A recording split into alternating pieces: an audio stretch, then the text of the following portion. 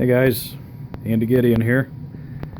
Just a quick update on the Byron T6 restoration. As you can see, the wings are now completely painted. Turned out very well second time around. Story to follow.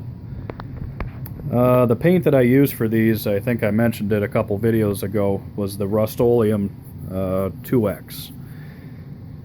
There's a lot of people that really like that paint, and there's a lot of people that really don't.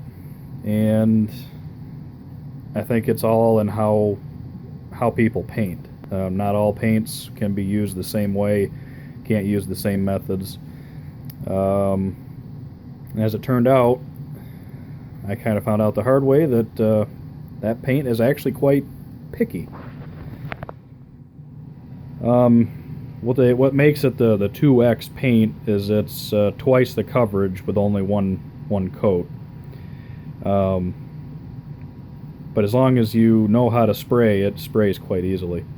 But what I did the first time I painted these wings, which was about a week ago, you can see I put just a tiny little hole in this strap right here.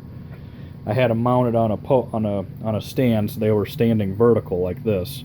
So that way I could do both sides without the risk of overspray.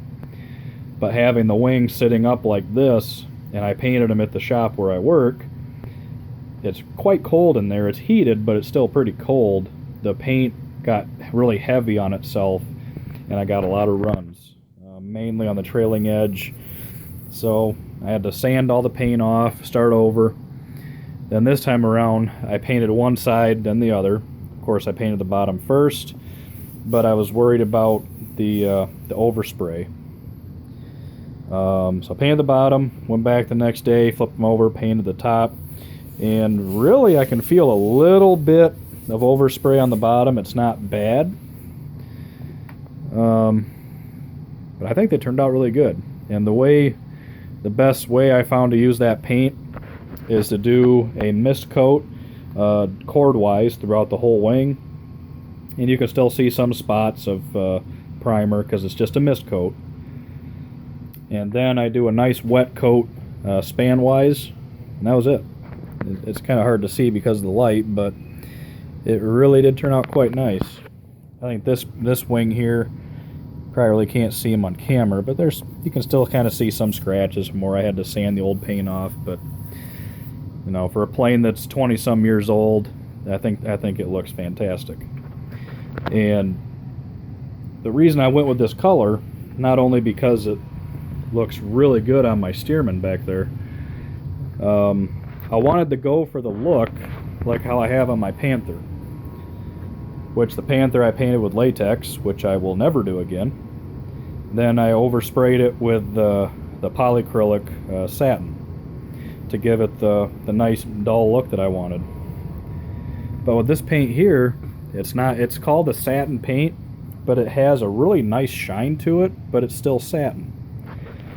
So I think this is a fantastic color for any type of warbird that's going to be done in blue, because it's not super shiny, but it still has a little bit of satin to it to give it that, I don't know if you want to call it aged look, but most of us that are into warbirds like that slightly satin finish. So I'm really happy with it. And now that those are done, I'm gonna put these up for about a week before I start really handling them a lot. Even though right now the paint is dry, it is set, I don't want to get it, you know, it's still a little sensitive. So before I start putting them on the bench and hooking up push rods and stuff and moving them around, I'm going to let them sit for about a week, let them get nice and hard. So I'll move to the fuselage next, get it ready for primer. Got my new canopy and the new scoops for the fuselage. These are from Zeroli.